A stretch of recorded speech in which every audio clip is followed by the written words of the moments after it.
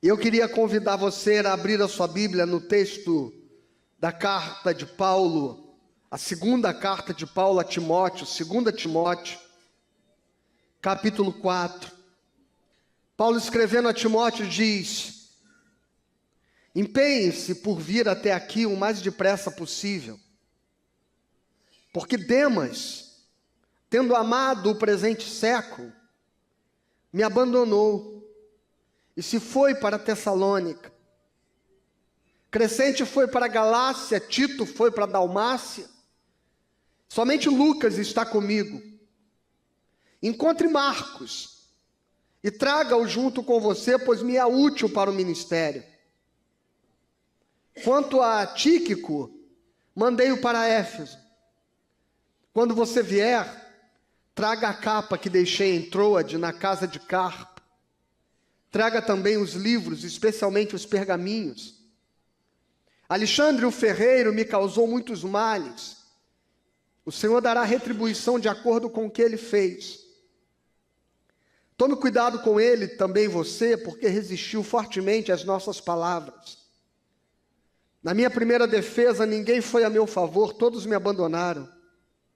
Que isso não lhe seja posto na conta. Mas o Senhor esteve ao meu lado e me revestiu de forças, para que através de mim a pregação fosse plenamente cumprida e todos os gentios a ouvissem. E fui libertado da boca do leão. O Senhor me livrará também de toda obra maligna e me levará salvo para o seu reino celestial. A Ele glória para todo sempre. Amém.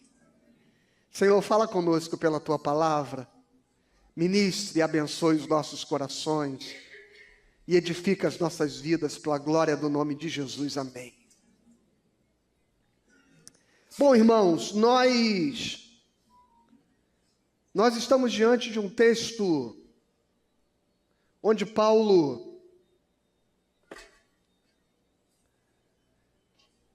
está declarando aqui o abandono que sofreu. Todos me abandonaram. Empenhe-se por vir até mim o mais rápido possível. E especialmente a figura sobre quem nós vamos nos debruçar nesta manhã, a figura de Demas. Demas aparece como companheiro de Paulo em tantas outras cartas aqui do Novo Testamento. Aos Colossenses, Demas está lá do lado de Paulo. Na carta de Romanos. É uma figura presente ao lado do apóstolo. Mas de repente, no momento mais crucial da vida de Paulo, no momento onde Paulo mais precisava de ajuda e de apoio, Demas meteu o pé. E Paulo diz que ele amou mais o presente século.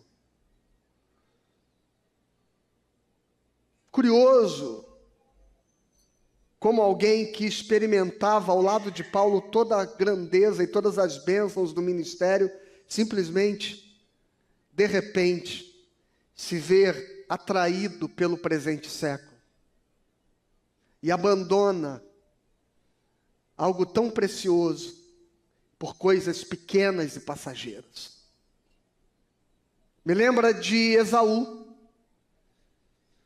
que por causa de um prato de lentilhas, para saciar uma fome momentânea, ele abre mão da sua primogenitude, de uma bênção muito maior, de uma bênção futura e eterna. Esse é um ponto interessante desse texto. Uma outra coisa interessante que esse texto também nos apresenta é que Paulo fala a respeito dos livramentos e do cuidado de Deus na vida dele.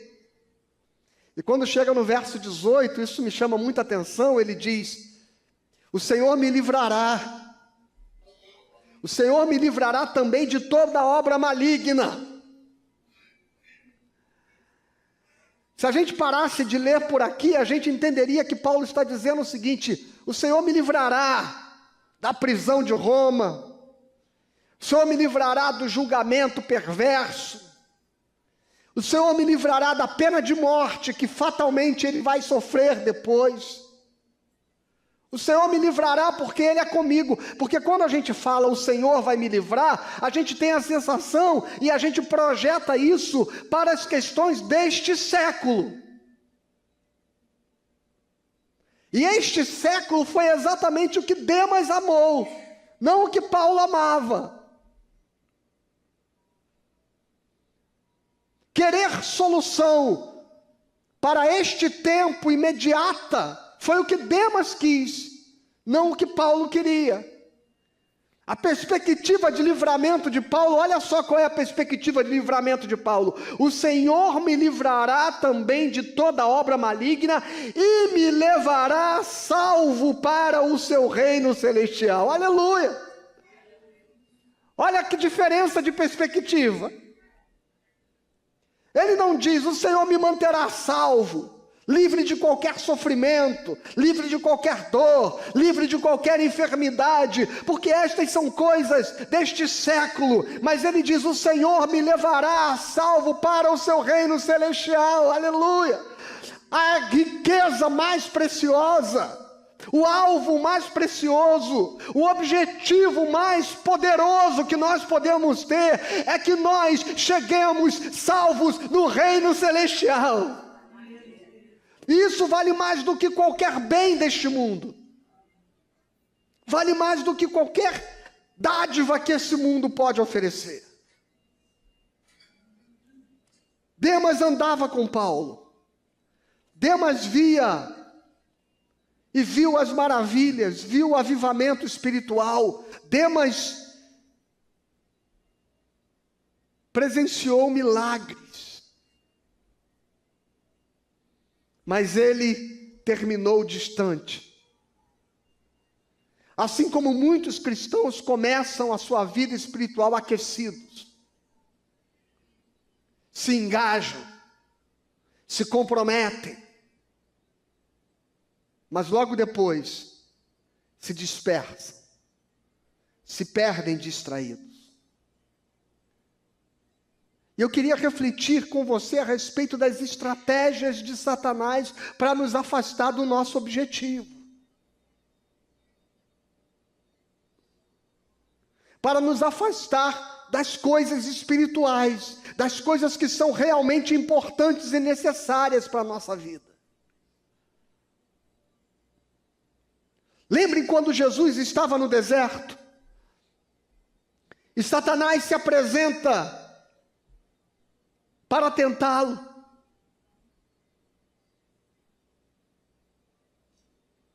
E Satanás diz, tentando aproveitar-se da fome, de uma necessidade imediata que Jesus tem, diz, se és filho de Deus, transforma a pedra em pães. E Jesus diz, nem só de pão viverá o homem, mas de toda palavra que procede da boca de Deus. Nem só das coisas materiais e concretas, mesmo que sejam aquelas mais necessárias para a nossa subsistência, não é só disso que nós precisamos para a nossa vida ser plena. Nós precisamos das coisas celestiais, da palavra de Deus, daquilo que vem do alto, daquilo que vem dos céus. E depois Satanás diz, de cima do pináculo do templo, com os sacerdotes religiosos, multidões reunidas lá embaixo, Satanás diz, lança-te daqui, porque está escrito que aos seus anjos ele dará ordem ao seu respeito, para que você não tropece em coisa alguma. Imagina que visibilidade. Imagina que aceitação você vai ter das pessoas. Imagine quantos aplausos você vai receber. Imagine quantos views você vai ter. Imagine quantos likes vão aparecer na sua rede social. Se você se projetar, se você se destacar, se você fizer milagre e os anjos aparecerem e te fizerem flutuar aqui diante dos olhos de todos eles. Mas Jesus diz, não tentarás ao Senhor teu Deus. Não tentarás ao Senhor teu Deus. E por último, vem a mais perversa das tentações. Mostrou-lhe todos os reinos da terra e disse: tudo isso eu te darei, se prostrado me adorares. E Jesus disse: somente ao Senhor teu Deus adorarás. Sai daqui, Satanás. Somente ao Senhor teu Deus adorarás.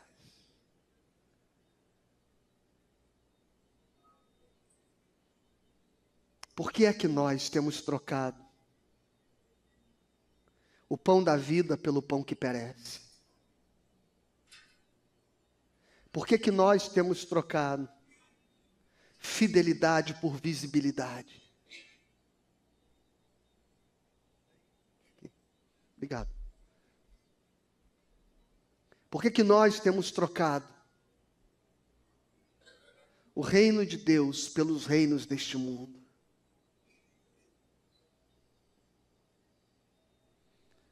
Sabe quais são as estratégias do diabo? Abra sua Bíblia no Evangelho de Mateus, capítulo 13. Na explicação da parábola do semeador.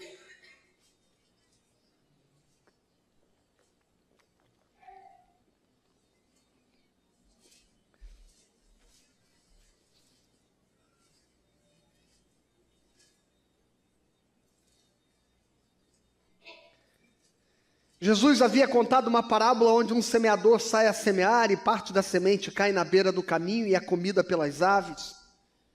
Parte da semente cai em solo rochoso e logo floresce, mas vindo o sol, ela morre porque não tem raízes e não tem profundidade.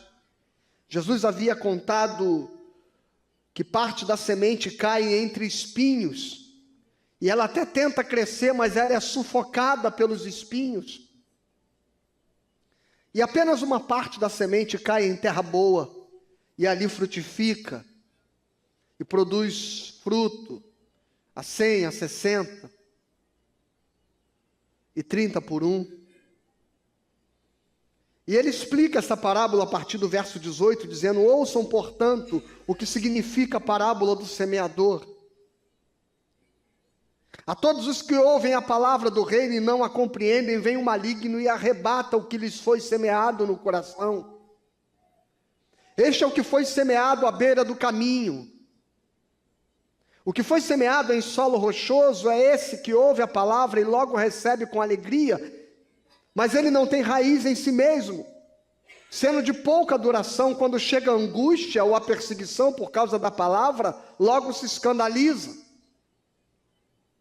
O que foi semeado entre os espinhos é o que ouve a palavra, porém, veja, as preocupações deste mundo e a fascinação das riquezas sufocam a palavra e ela fica infrutífera.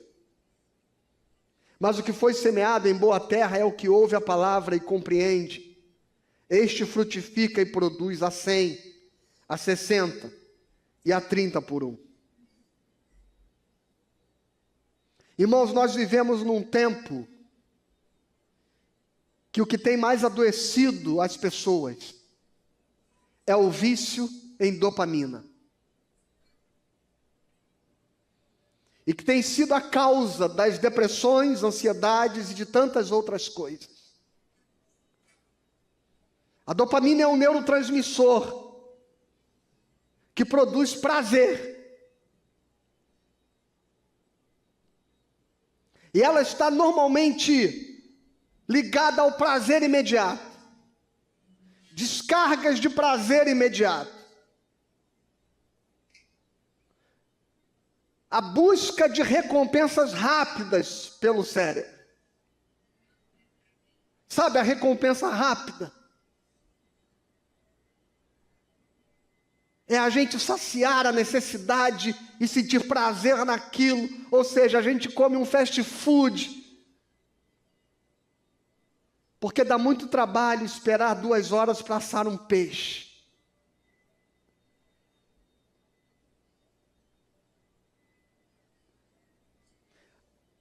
likes, séries. Eu estava me dando conta no outro dia que eu já não tenho mais paciência para assistir um filme.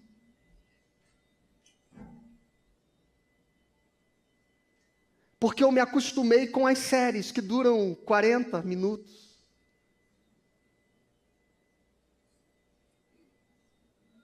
E aí eu me dou conta que nesse ciclo instantâneo de prazer, eu sou capaz de assistir 5 episódios num dia de uma série e não assistir um filme de 2 horas.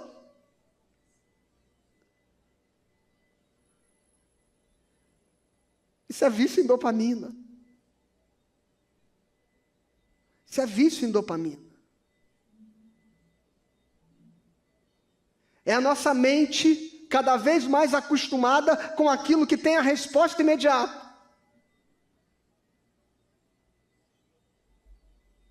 Os adolescentes e as crianças, vídeos curtos, rápidos, mensagens objetivas. Eu não sei quantas vezes por dia eu repito a seguinte frase: eu odeio o Instagram. Algumas pessoas já devem ter me escutado a falar isso. Eu odeio o Instagram.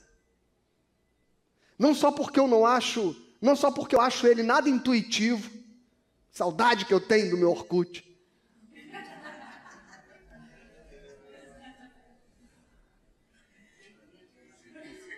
Não só porque ele não é nada intuitivo, mas exatamente por causa do conteúdo raso do Instagram. Porque tem que ser stories rápidos, tem que ser reels, e eles desaparecem, e você nunca mais os encontra.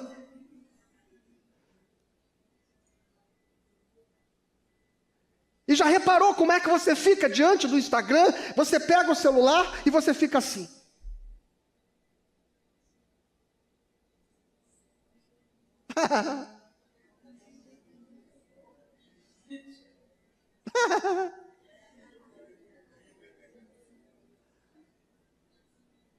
Duas horas. 2 horas. Paulo descreve Demas como aquele que optou pelo prazer imediato. Aquele que escolheu o prazer imediato. Likes, notificações. Quer ver mais o que? Está se tornando cada vez mais viciante. Pornografia. Porque tem prazer imediato, sem a complexidade dos relacionamentos reais. Sabe por que os jovens e adolescentes vivem mergulhados no mundo virtual, em relacionamentos virtuais, que criam vidas paralelas dentro do GTA? Porque esses relacionamentos e essas vidas não carregam o desafio da construção de relacionamentos reais, que demanda tempo para construir confiança, que demanda tempo para se estabelecer conhecimento, para se criar vínculos, que demanda a necessidade de aprender a se decepcionar e a lidar com as decepções, com os erros do outro, com as limitações do outro, com as falhas do outro. E nós estamos tão acostumados com este prazer imediato que nós não estamos mais dispostos a lutar por relacionamentos. Quando a gente sofre uma decepção, a gente rompe.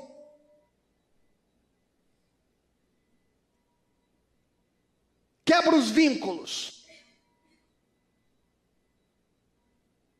Porque a gente não está mais disposto ao sofrimento que constrói, ao sofrimento que cria, ao sofrimento que amadurece. Porque a gente, como Demas, tem optado pelo presente século, ou seja, por prazer imediato. E o nosso cérebro vai se acostumando com isso. Toda vez que você dá a ele a resposta de um prazer imediato, ele vai querer isso cada vez mais. come uma barra de chocolate.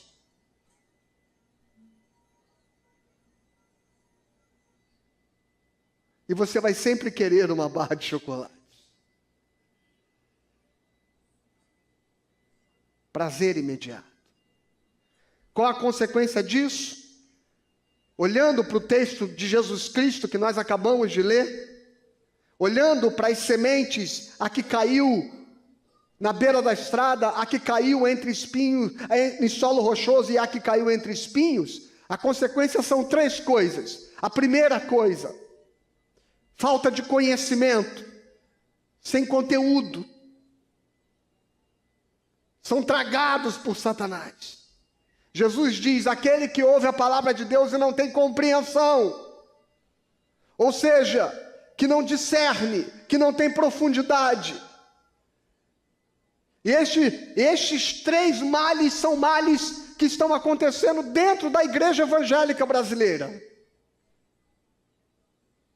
Um grupo de crentes que não tem conhecimento. A segunda coisa que Jesus fala é gente com falta de profundidade. Jesus diz, não tem raiz em si mesma. Nasce e morre rápido. Não tem resiliência para lidar com os desafios da vida, para lidar com a dor, para lidar com a perda, para lidar com a cruz. E a terceira semente, aquela que cai entre espinhos, é a falta de maturidade. Pessoas sem piedade cristã. E eu já vou dizer o que isso significa. Jesus diz, logo se fascinam pelas riquezas, logo se fascinam pelo sucesso, logo se fascinam por popularidade. Escravos da distração, viciados, nós vivemos uma geração de crentes viciados em novidade. Viciados em novidades. E os cultos cristãos se especializaram em novidades. Para satisfazer a esta superficialidade do crente moderno. As igrejas estão se especializando em oferecer um novo milagre a cada dia. Criando uma geração inteira de cristãos superficiais, sem conhecimento, sem profundidade. E imaturos. Certa pessoa disse uma vez que o diabo não precisa destruir quem ele consegue distrair. O diabo não precisa destruir a quem ele consegue distrair. E eu queria caminhar com você sobre esses 3 aspectos das sementes do prazer imediato. Primeira coisa que eu disse, Jesus fala, aquele que ouve a palavra e não compreende, uma geração de cristãos sem conhecimento. O evangelho do entretenimento. O evangelho das luzes. O evangelho da fumaça. O evangelho dos telões de LED. Nada contra o telão de LED. Se eu tivesse dinheiro, colocavam aqui. Mas como ele tem sido usado para criar um espetáculo visual.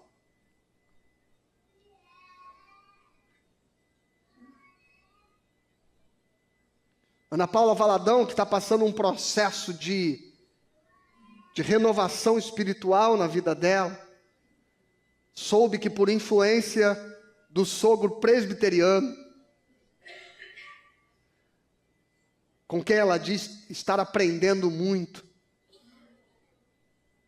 vi ela numa certa ministração dizendo, apaguem essas luzes, desligue esse telão, vamos adorar a Jesus.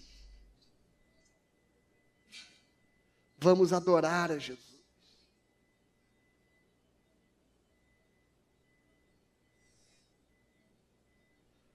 porque aquelas luzes piscando e piscam ao ritmo da música.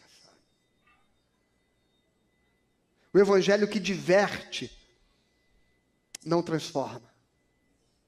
O evangelho que diverte não transforma.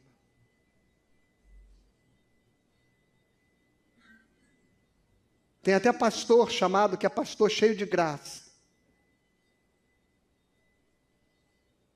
Que tem graça. Mas não tem graça. Porque o evangelho que diverte não transforma.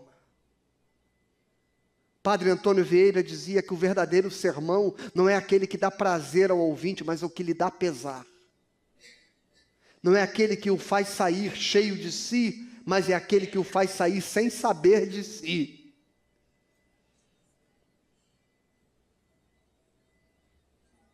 A admiração, olha que coisa interessante. Que eu mais encontro é crente que externa comigo, quando eu digo que sou pastor presbiteriano, a admiração pela palavra presbiteriana. Não, no culto presbiteriano tem a palavra é boa na igreja presbiteriana. Não, a palavra na igreja presbiteriana, nosso Hernandes, olha o Nicodemos. Eles não viram o Fábio Castro aí.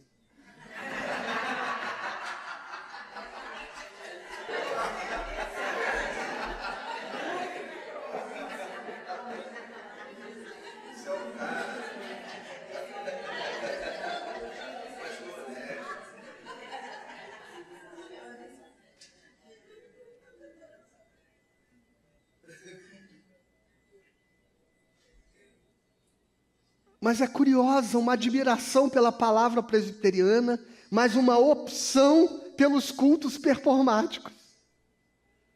A pessoa reconhece onde tem a palavra, reconhece onde há profundidade de palavra, mas não abre mão da performance dos seus cultos emocionais, porque querem prazer imediato e não conteúdo.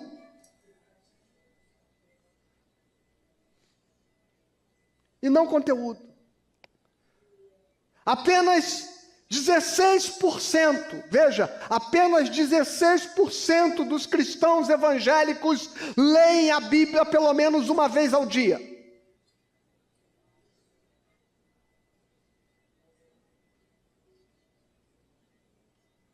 E agora tem mais uma coisa para entreter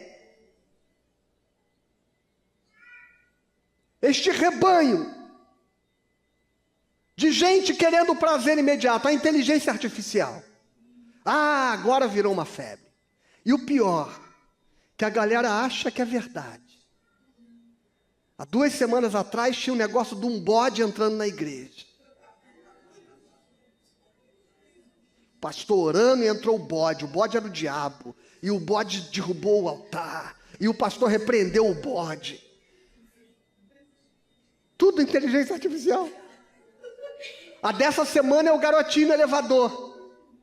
Jesus, abre a porta para mim. Aquilo é mentira, gente.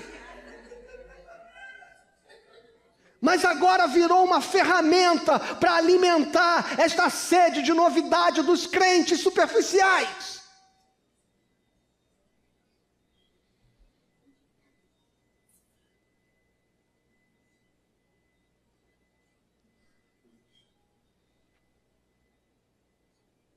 Mais uma fonte de ilusão e de idiotização.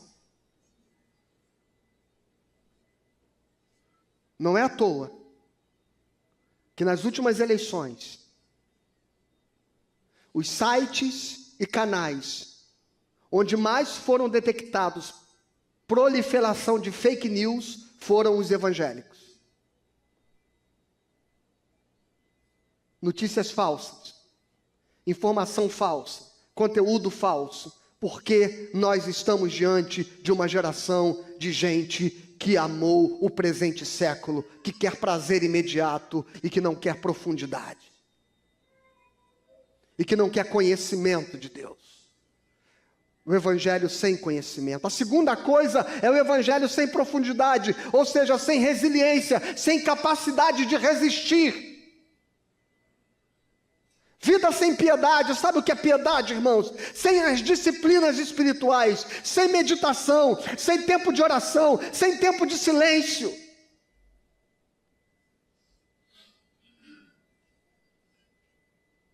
No retiro da juventude a gente falou um pouco sobre oração em silêncio.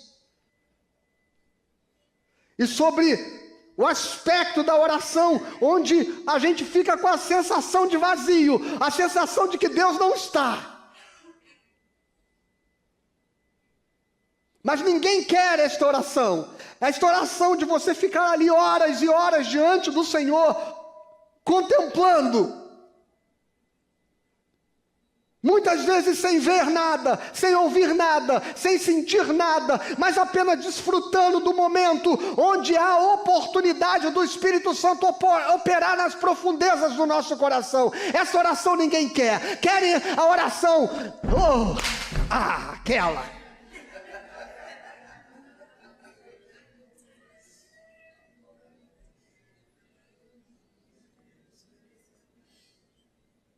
Não a que gera intimidade, não a que gera reflexão,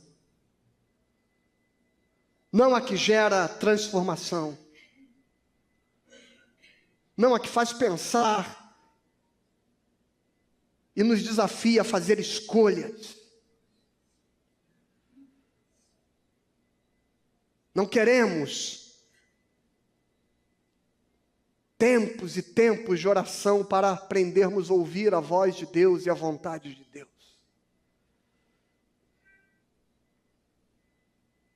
Queremos ser movidos por palavras que nos deem respostas prontas.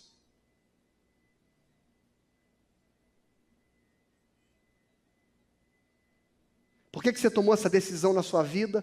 Por que você decidiu uma mudança tão radical? Certamente estive com uma pessoa assim. Não, porque eu recebi uma palavra, alguém chegou para mim e disse que isso ia acontecer e coisa e tal, então eu estou vindo aqui por causa de obediência a esta palavra. Ou seja, respostas mágicas. Não fruto de maturidade do coração. E aí vai para o culto. E o que tem no culto não é adoração, o que tem no culto é dopamina. Sabe? Worship. Repetindo o mantra. E repete de novo, 39 vezes, a mesma frase. E a bateria tocando o som de tambor tribal. Técnicas musicais. Harmonias preparadas para emocionar.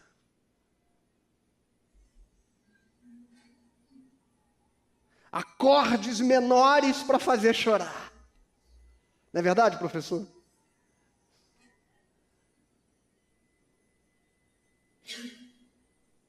É um tempo de dopamina. Enquanto a adoração verdadeira, segundo a perspectiva cristã, envolve um compromisso de ser integral,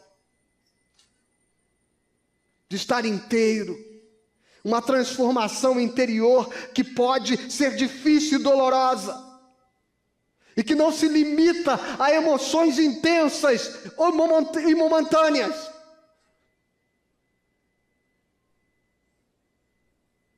Mas nós vivemos uma geração de seres humanos que fogem da dor.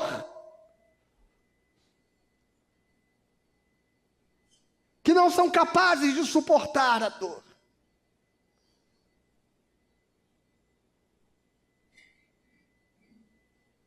E somos viciados nisso desde pequenininho.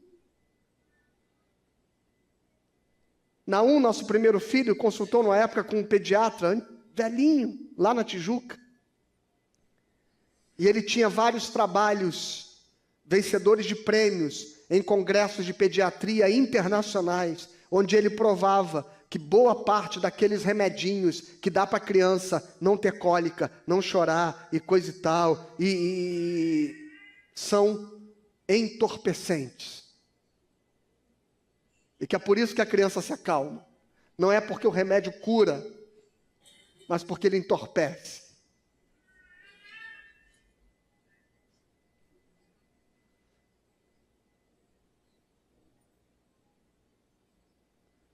Jordan Peterson diz que o ser humano foge da dor, mesmo que a dor seja o caminho para a maturidade.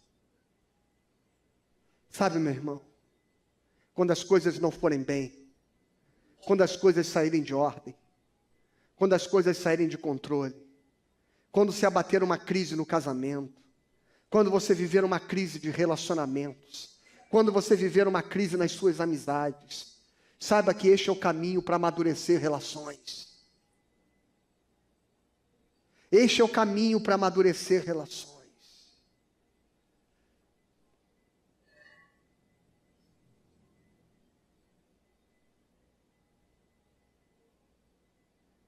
Certa pessoa, uma vez, vendo um casal brigando,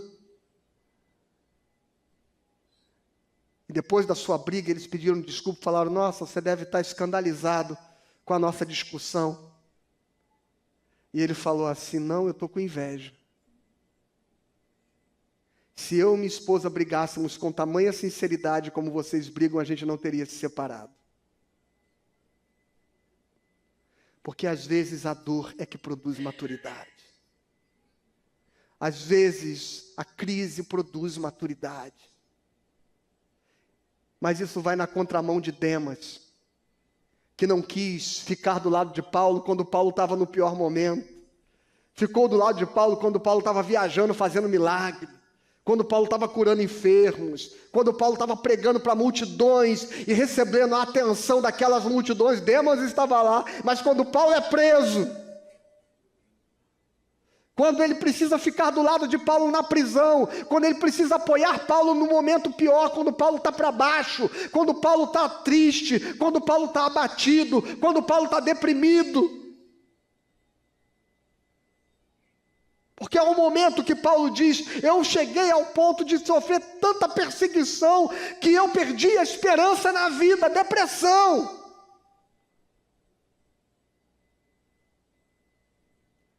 Nesse momento, Demas mete o pé. Que tipo de crente você é? Você é aquele capaz de encarar os desafios, de suportar. Tem crente na igreja que o pastor fica pensando se ele pode repreender, se ele pode exortar, se ele deve ou se não deve, porque ele diz assim: se eu falar, vai embora. E a gente às vezes fica refém desse negócio.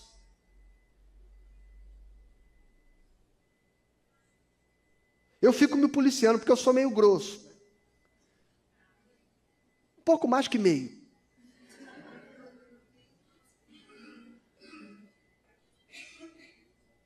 E eu fico me policiando, porque se eu falar, oh, irmão... Hoje mesmo eu cheguei e vi alguma coisa que estava acontecendo e não estava do jeito legal. E eu falei: vou falar com o irmão que não era para fazer isso agora. Eu falei assim: deixa eu ficar quieto, deixa aí.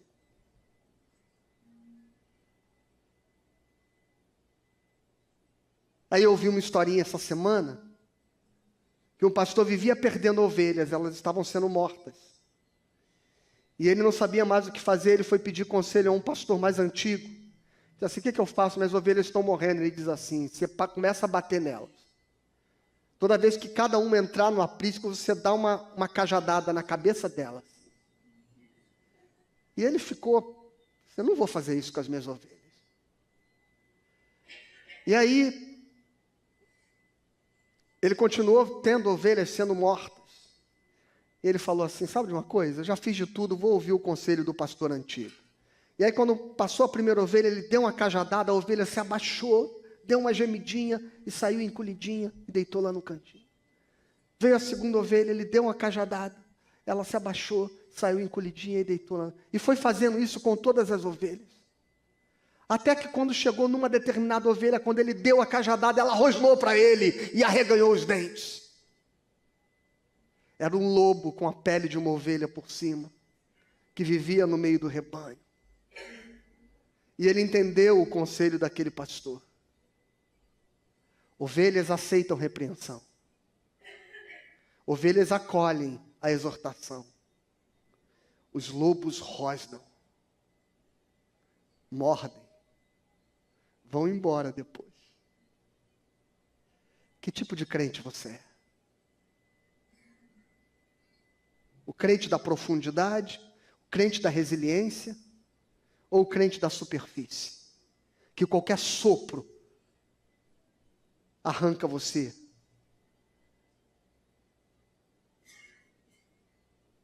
E a última coisa, falta de maturidade. Jesus diz que a semente cai entre espinhos e ela é sufocada pelos prazeres deste século, pelo tempo presente, como Demas foi sufocado, pelo desejo de riqueza e de sucesso. Fogem o propósito, substituem as disciplinas espirituais por conforto imediato.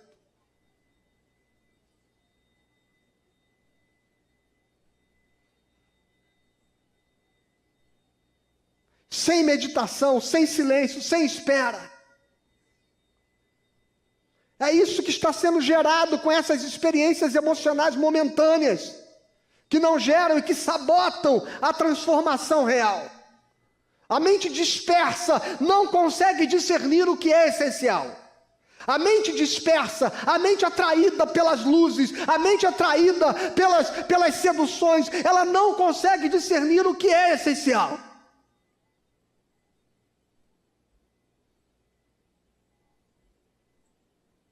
Eu vi um meme muito legal. A menina com o iPhone de última geração, na época que lançou o iPhone 16.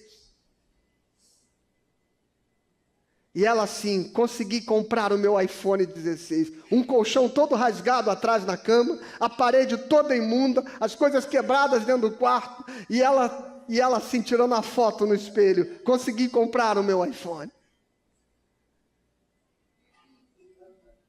Eu tenho um iPhone, tá?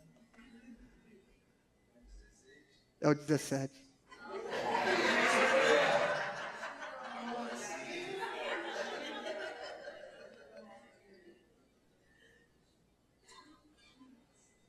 Já expliquei lá para os jovens como é que eu comprei esse iPhone 17. Não vou explicar para vocês, não.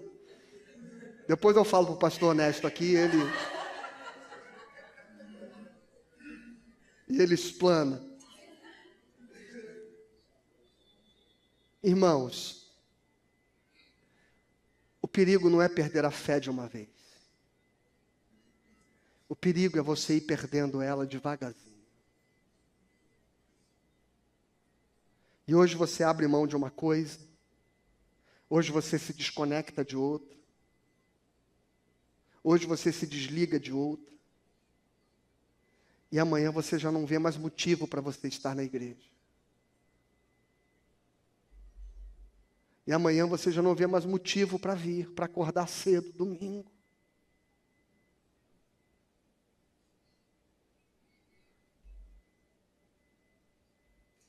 E aí você não percebe que é porque você foi deixando que as coisas deste tempo fossem desconectando você.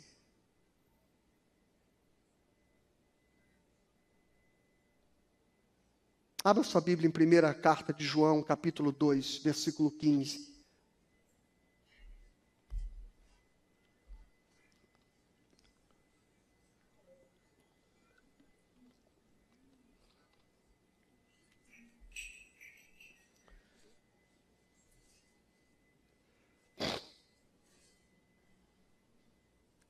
Não ameis o mundo, diz o texto, nem as coisas que há no mundo. Se alguém amar o mundo, o amor do Pai não está nele. Porque tudo que há no mundo, a concupiscência da carne, a concupiscência dos olhos e a soberba da vida, não procede do Pai, mas procede do mundo. Ora, o mundo passa, bem como a sua concupiscência. Aquele, porém, que faz a vontade de Deus, permanece para sempre. O texto é autoexplicativo, né? Romanos capítulo 12, versículo 1 e 2.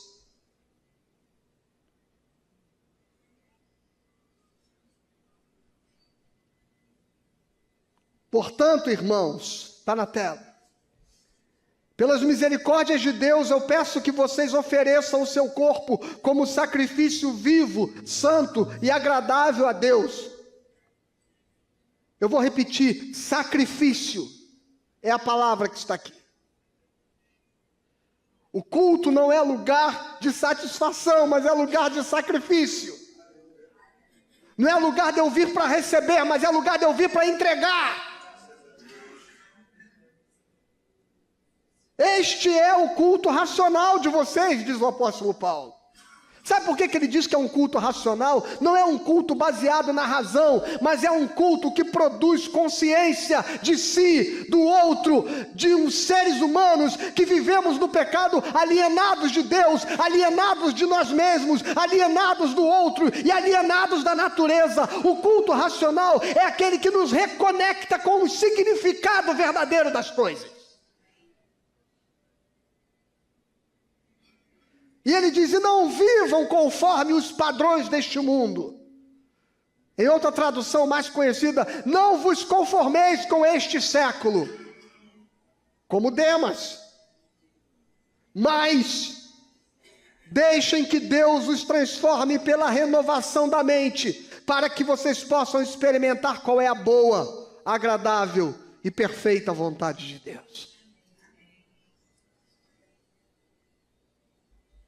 Não seja Demas, meu irmão.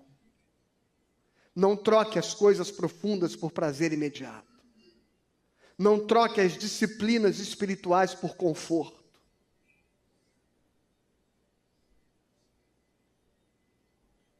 Faça voto de compromisso e de aliança com Deus. Faça voto de compromisso e aliança com a sua comunidade. Faça voto de compromisso e aliança com a sua família. E não permita que nenhum prazer imediato roube de nós aquilo que é eterno, aquilo que é celestial e aquilo que é para a glória de Deus. Que Deus abençoe a sua vida no nome de Jesus.